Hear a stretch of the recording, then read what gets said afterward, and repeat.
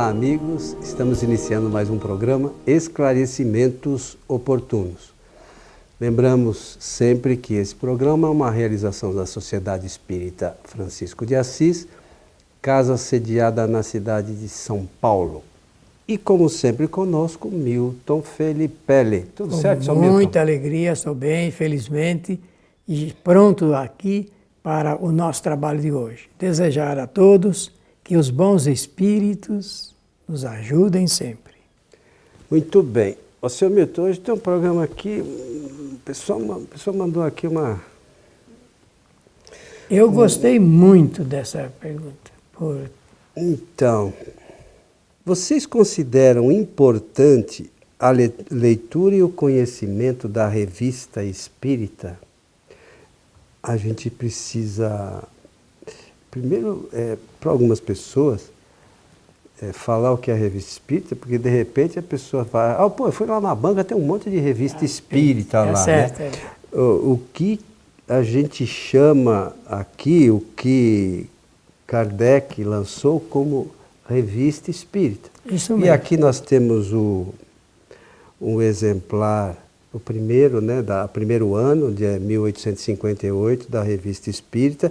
Essa é uma tradução da LAC, e traduzida pelo senhor Júlio Abreu Filho, que o Milton conheceu. E a gente vai falar um pouquinho da importância desta revista para a doutrina espírita. Vamos sim, vamos conversar. Bem, Allan Kardec partiu da edição do Livro dos Espíritos, 1857. Foi, como é que se diz, o apito inicial de toda essa partida importante. O Livro dos Espíritos foi um sucesso, fez rapidamente a segunda edição, e quando Kardec estava trabalhando na segunda edição do Livro dos Espíritos, já foi inspirado para escrever um livreto importante a respeito das manifestações dos espíritos, que era um manualzinho muito apropriado, e em 1861 ele lança o Livro dos Médiuns. Antes, ele vai participar de um acontecimento simplesmente notável, que é justamente o começo da edição da Revue Spirite, quer dizer, a Revista Espírita, que era um jornal em forma de revista e que hoje é em forma de livro. O que nós vemos hoje é exatamente o formato que era quando ele fez a primeira edição.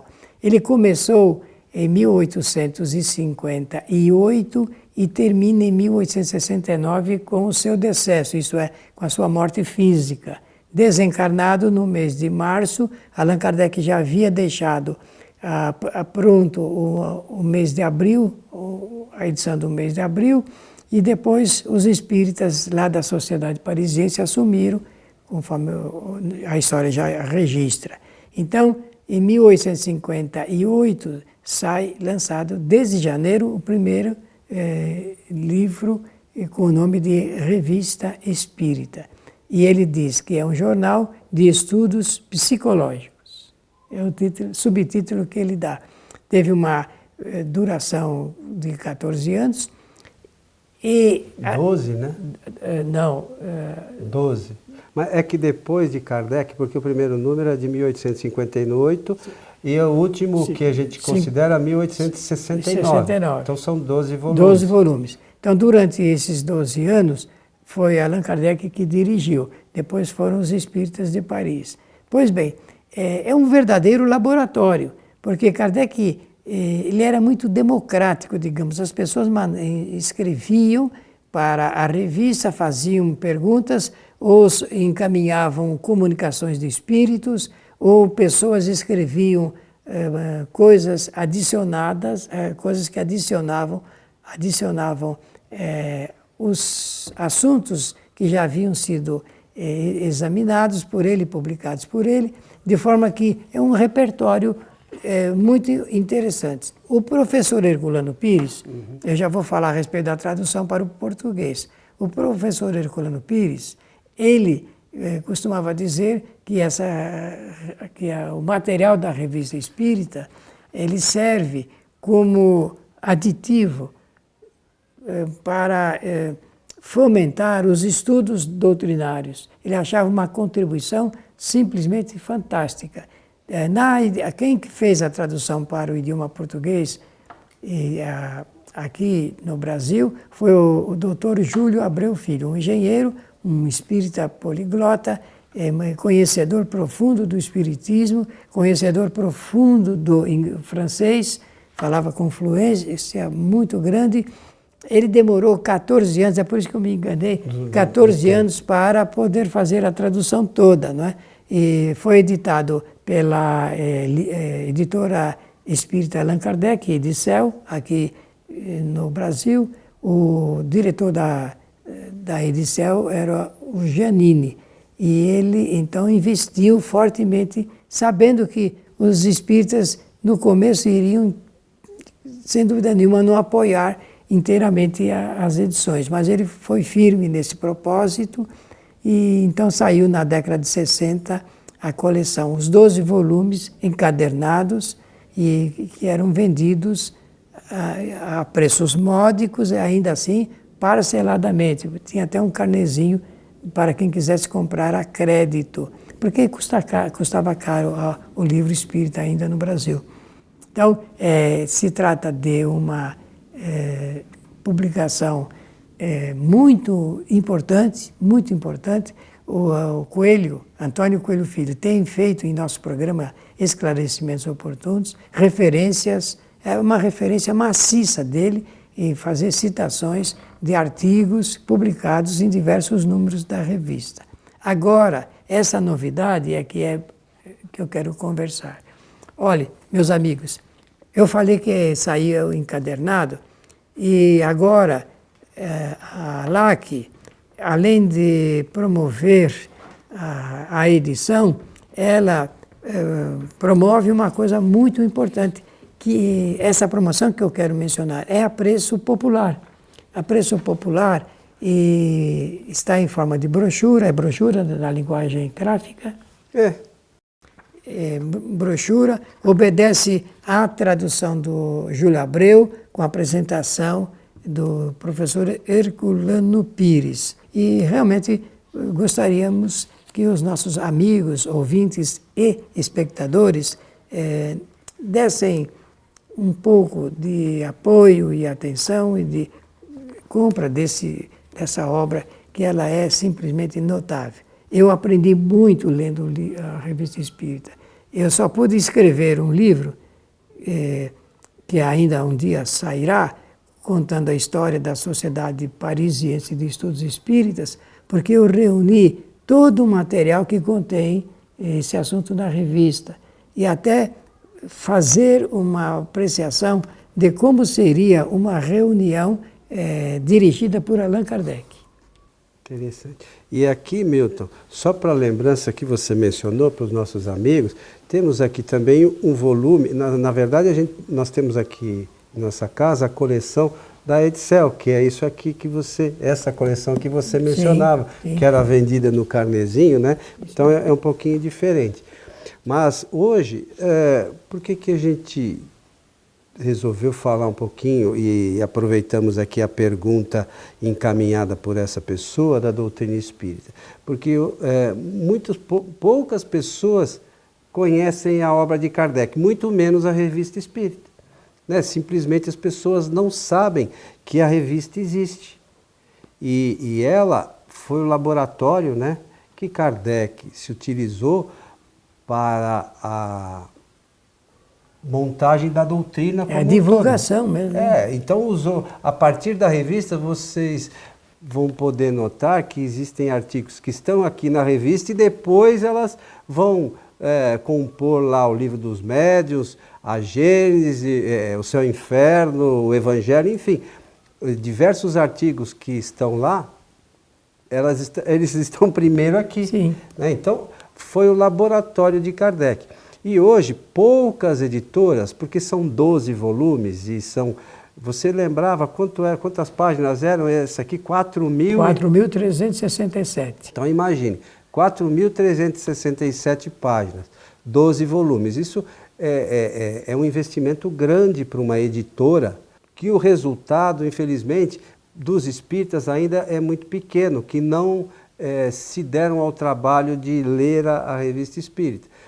Existe, inclusive no nosso site kardec.tv, existe lá toda a coleção para ser baixada, né, os 12 volumes.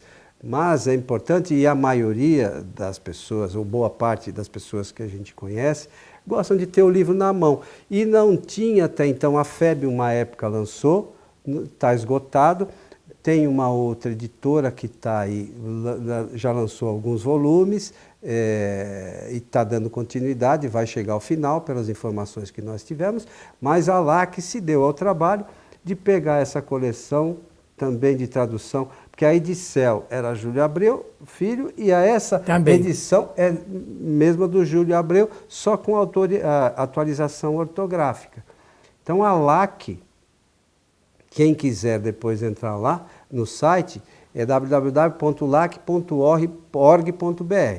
E eu só sei disso porque eu comprei a coleção completa também da LAC para estudar. Ela tem a coleção completa e quem quiser pode entrar lá no site, vai comprar com desconto, eles têm lá um desconto promocional. Mas é de extrema importância para o espírita que quer conhecer a doutrina, a leitura da revista, né, senhor? Com certeza. Kardec, ele publicava mensalmente, então cada fascículo era mensal. E o Dr. Júlio Abreu, no início, antes de passar às mãos do Giannini, da Edicel, os direitos autorais da tradução para serem publicados, ele, por iniciativa, ele tentou lançar por conta a seu custo, do seu bolso, esses fascículos mensalmente. Saíram alguns, eu tenho alguns também em casa, dos fascículos publicados diretamente pelo Dr. Júlio Abreu.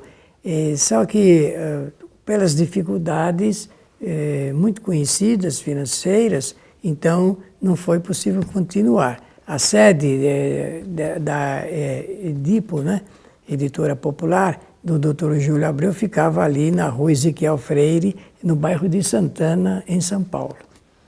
Então, nós resolvemos, e a gente cita aqui sempre algumas coisas, alguns artigos da Revista Espírita, pela, vamos dizer assim, clareza e importância no esclarecimento de algumas questões da doutrina que a gente acaba não tendo, né, Milton? Então, tem sempre artigos extremamente importantes que não constam das obras fundamentais, mas que são extremamente esclarecedores para aqueles que querem estudar. É preciso estudar, né? É preciso realmente ter esse interesse, querer e se aplicar. Por exemplo, vou dar um exemplo aqui que acho que vocês vão gostar.